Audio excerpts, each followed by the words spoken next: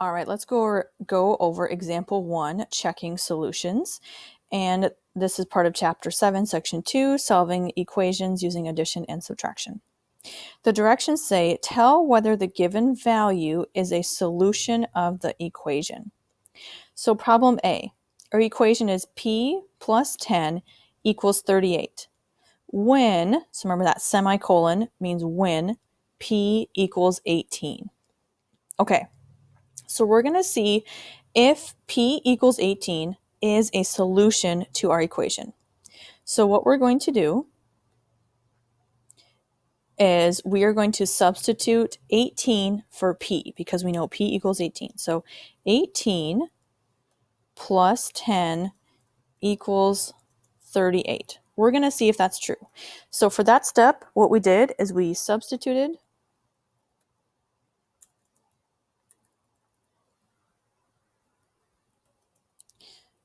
18 for p.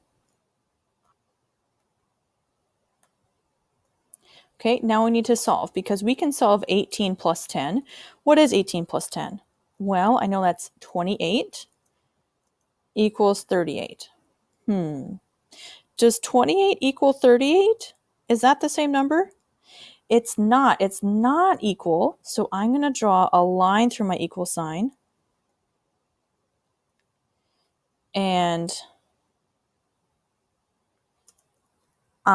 so going back to the original question, is p equals 18? Is that a solution to the problem? It's not. So the sides are not equal. So p equals 18 is not a solution. Okay, I'll show you what happens here in a minute when our given number is a solution. So if the sides are not equal, p equals 18 is not a solution. Okay, let's take a look at problem B. Our equation is 4y equals 48 when y equals 12. Okay, so the first thing we're going to do is we're going to substitute 12 for y. Oh, and since we have a number next to a variable, the 4 and the y are being multiplied. So when we substitute the 12 for the y, the 12 is going to go in parentheses to represent that they're being multiplied. So now we have 4 parentheses 12 equals 48. So we substituted. I cannot spell that right. Substitute 12 for y. Okay, and now we need to solve. What is 12 times 4, or 4 times 12? Well, if you're not sure, we can check on a multiplication table. I'm going to go down on my 4 column to 12. Oh, 48. So 12 times 4 is 48 equals 48. Okay, so are both sides equal? Does 48 equal 48? Yes, so sides are equal. So y equals 12 is a solution. Okay, let's take a look at problem C.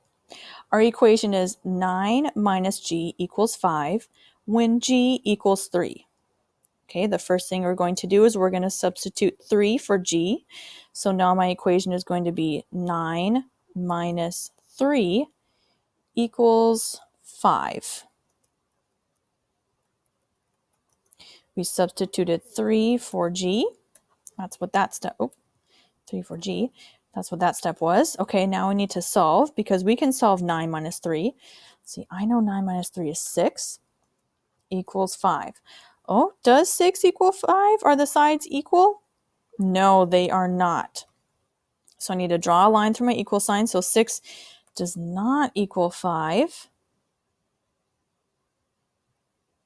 So sides are not equal. So g equals 3 is not a solution.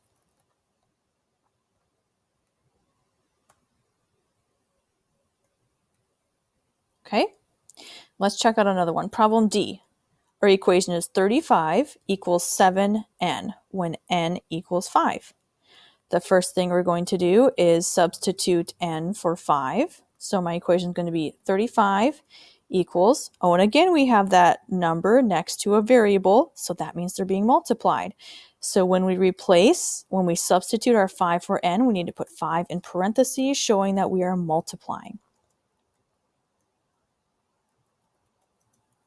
Substituted n for 5.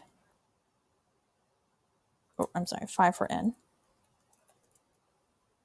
Okay, now we need to solve.